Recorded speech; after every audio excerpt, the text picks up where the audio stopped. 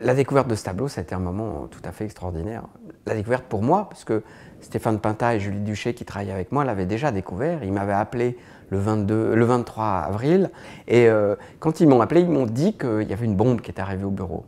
Donc je savais que j'allais voir un tableau très important. On pense rapidement à Caravage, parce que justement le sujet est très caravagesque, et même très Caravage. Il existe déjà une composition connue à Naples, qui est un tableau qui est donné à Finson, qui était un proche collaborateur de Caravage, dont on sait qu'il a copié Caravage en son temps. Et cette copie donnée à Finson a toujours été considérée comme une copie d'un Caravage perdu. La toile qui constitue notre tableau, on voit qu'il y a une belle couture de toile entre les deux. Pourquoi? Simplement parce qu'à l'époque, on n'avait pas de lait de toile suffisamment large pour faire des grands formats. Donc, qu'est-ce qu'on faisait? On cousait deux toiles l'une avec l'autre. Voilà. Et il se trouve que la copie de Naples a exactement la même couture de toile qui passe exactement au même endroit à 3 mm près. C'est un peu curieux, c'est assez rare dans la peinture de voir que deux tableaux, dont l'un est la copie de l'autre, ont la même couture de toile, c'est assez curieux.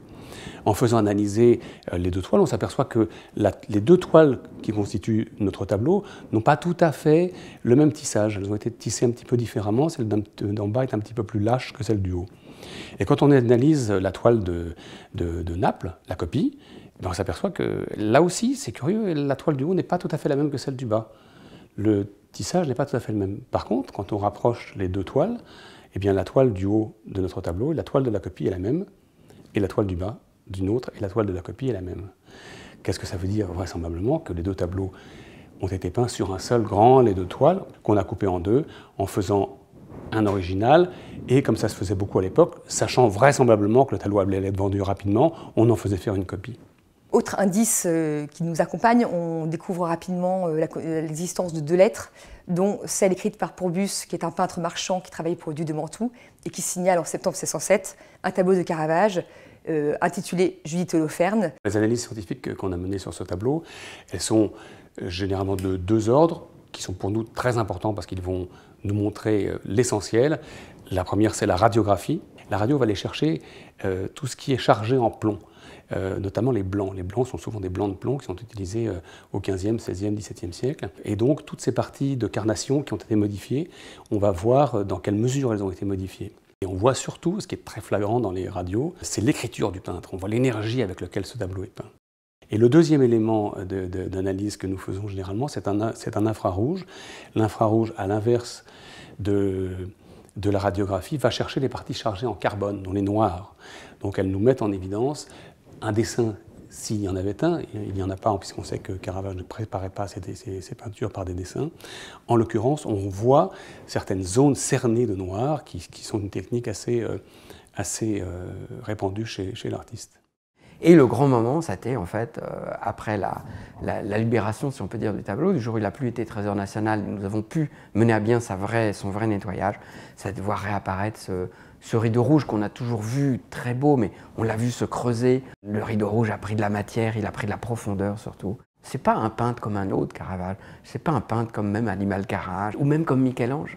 C'est un artiste qui procède par révolution. Notre tableau, c'est ce qui est important de souligner, c'est que notre tableau est véritablement un tableau original. C'est-à-dire que ce n'est pas une copie d'un tableau qui existe, ce qui a pu être parfois évoqué, parce qu'il a des signes d'originalité qui pour nous sont ces fameux repentirs. Le repentir, c'est quand un artiste fait un aller-retour, une hésitation et qu'il la corrige. On les voit très nettement dans la main d'Abra qui tient le sac, tout comme dans les mains d'Holoferne. Les ombres sont peintes on dit en réserve, a risparmio, disent les Italiens. C'est-à-dire qu'il a laissé cette partie du tableau vide, et puis il a peint le blanc par-dessus. Et c'est à travers la transparence du blanc qu'on voit l'ombre. Ça, c'est extraordinaire, parce que aucun artiste ne peint à l'envers comme ça. C'est une technique. Et il a fait de cette façon le cou de la Judith. Si vous le regardez soigneusement, ce cou, c'est de l'ombre, mais c'est une réserve. C'est-à-dire qu'il a peint tout autour et il a laissé la préparation apparaître, et c'est ça qui fait l'ombre. Nous savons aussi par notre métier qu'on peut faire des découvertes. Et il y a beaucoup de tableaux du Caravage à découvrir encore. Son catalogue d'œuvres connues, reconnues, est de 65 tableaux. On sait qu'il a fait beaucoup de portraits, on en a 3. On sait qu'il a fait beaucoup de natures mortes, on en connaît 2. Bien sûr qu'on va trouver des tableaux de Caravage, bien sûr qu'on va en trouver encore beaucoup.